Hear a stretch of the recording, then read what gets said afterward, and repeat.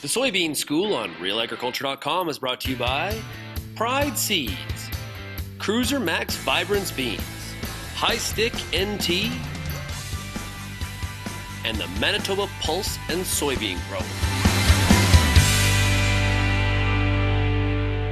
Podolsky of the newly named Manitoba Pulse and Soybean Growers Association joining us here on this edition of the Soybean School. And Kristen, soybean planting time is just around the corner here in Western Canada. A number of decisions that growers have to make before hitting the field with the planter. You're standing in front of the research version of the planter. Manitoba Pulse and Soybean Growers funding a bunch of research looking at these decisions. Why don't we start by talking about seeding rates and some of the research that your organization is doing? Yeah, so in a time of what we are seeing as tightening margins when it comes to crop production, decisions like seeding rates and other crop inputs are becoming really important this year.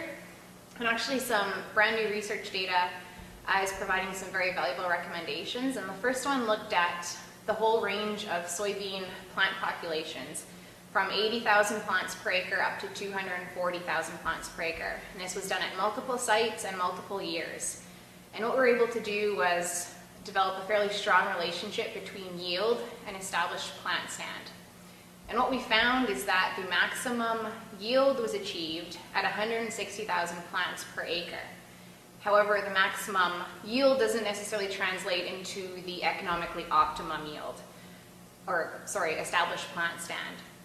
And so in order to determine what the economically optimum plant stand is, we take into account considerations like soybean price and also seed cost. So in a year looking forward into 2015 and so on, it actually turns out that the established economic plant stand is somewhere closer to 140,000 plants per acre as compared to the 160,000 plants per acre. So that would vary though depending on what the market's paying for soybeans? Yes, it does fluctuate. The other thing to keep in mind is that this is 140,000 plants per acre. So this is how many we have in the field a few weeks after seeding. So then we have to ask ourselves, well, how many seeds need to go into the ground to establish that plant stand? And our on-farm network has looked at multiple on-farm trials, and we've actually come up with a fairly strong estimate of what our seed survival has been for soybeans, and that's dependent on the equipment. So on average, for growers that are using an air drill, the seed survival range is anywhere from 70 to 75%, which translates into a seeding rate of about 200,000 seeds per acre. And that's compared to a planter, which generally has higher survival. And the survival there is between 80 to 85%, leading into a seeding rate of about 180,000 seeds per acre. You've also done some research looking at inoculants, or you're in the middle of that research? Yes, so the on-farm network is also looking at inoculants, and the question that we're asking there is, how long do we need to keep double inoculating soybeans? So by double inoculant, I mean an inoculant that's placed on the seed and also in furrow. So on-farm studies have compared on-seed inoculant versus on-seed plus in furrow. And what we found is that in fields with a previous history of at least 2 years previous soybeans, there is only an economic response 1 in 5 times to the additional in-furrow inoculant. So what we're starting to gather, this is 2 years of studies, and we're going to do them another third year just to confirm this. But our message is that double inoculation is still very important for virgin soybean ground to ensure that we're building up the rhizobium in the soil to allow nitrogen fixation. But we're finding in fields that have had 2 years history of soybean that chances are, based on our probability of on-farm studies, that you can go without the in-furrow inoculant. So just to expand on that, Kristen, using only one inoculant, under what conditions would you say that is okay? Yes, that's a good question. So farmers can consider not using the in-furrow inoculant. And there's usually 3 conditions that should be met in order for a farmer to make that decision, and this decision should be made on a field-by-field basis. So the first one is that field has seen at least 2 soybean crops before. The second factor is that there's been a soybean crop in that field less than 3 years ago. And then the third condition is that last soybean crop was well nodulated and that field didn't see flooding conditions that could have impacted the survival of the rhizobia. How about in the area of seed treatments, whether or not to use one? Of course, our neighbors to the east are under pressure more so than here in the west to not use one or only use it when absolutely necessary.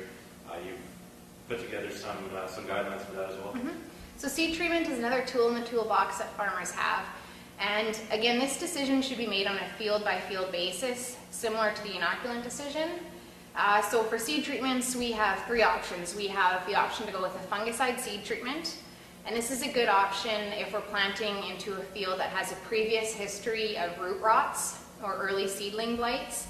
And your risk there is increased if you have a tight soybean rotation, or if you're planting into cooler, wetter soils. Pathogens really like it when the seed is in cool, wet conditions. So a fungicide seed treatment is an option for you there. The second option is to go with a fungicide plus an insecticide. And the decision to use an insecticide seed treatment should be based primarily on your risk of wireworm pressure or seed corn maggot pressure. So the risk factors there are whether you've had previous history of those insects in your field, again into cooler, wet soils, but also if you've had fresh organic matter applied to fields through whether it's manure or green plow down.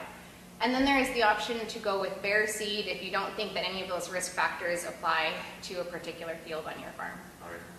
And finally then, here in southern Manitoba, we had an early melt this year, and we've had some warm days already, and it is still only, what is it today, the 23rd of April. We're still have a few days left in April.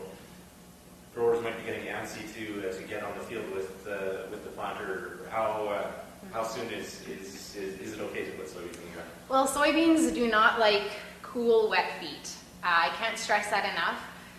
What the recommendation is that we need to wait for soil temperatures to reach 10 degrees, and not only reach 10 degrees, but stay there at least 10 degrees for at least the day or two following planting, and then maintain that.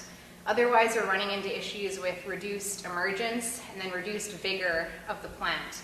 To put that into perspective, even if we plant at 10 degrees, it'll take about 2 weeks for the seed to emerge. If we plant into cooler soils than that, the seed is sitting in there for 3 weeks, which means that it's at increased risk for insects and disease attack.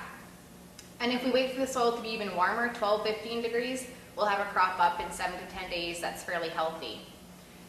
If we look at long-term data, it supports that recommendation to wait for soil temperatures to be 10, 12, 15 degrees Celsius. In eastern Manitoba, the highest yields are achieved when we wait until the second week of May, third week. And then if we look at western Manitoba, we're more closer to the third week, because we also need to think of the risk on the back end. A June frost isn't too unusual for some areas of western Manitoba. So it's a balance of soil temperature, calendar date, and the risks that we're putting the seed in. All right. Well, thanks for your time, Kristen. Let's hope we can get these soybeans off to a good start. Yes.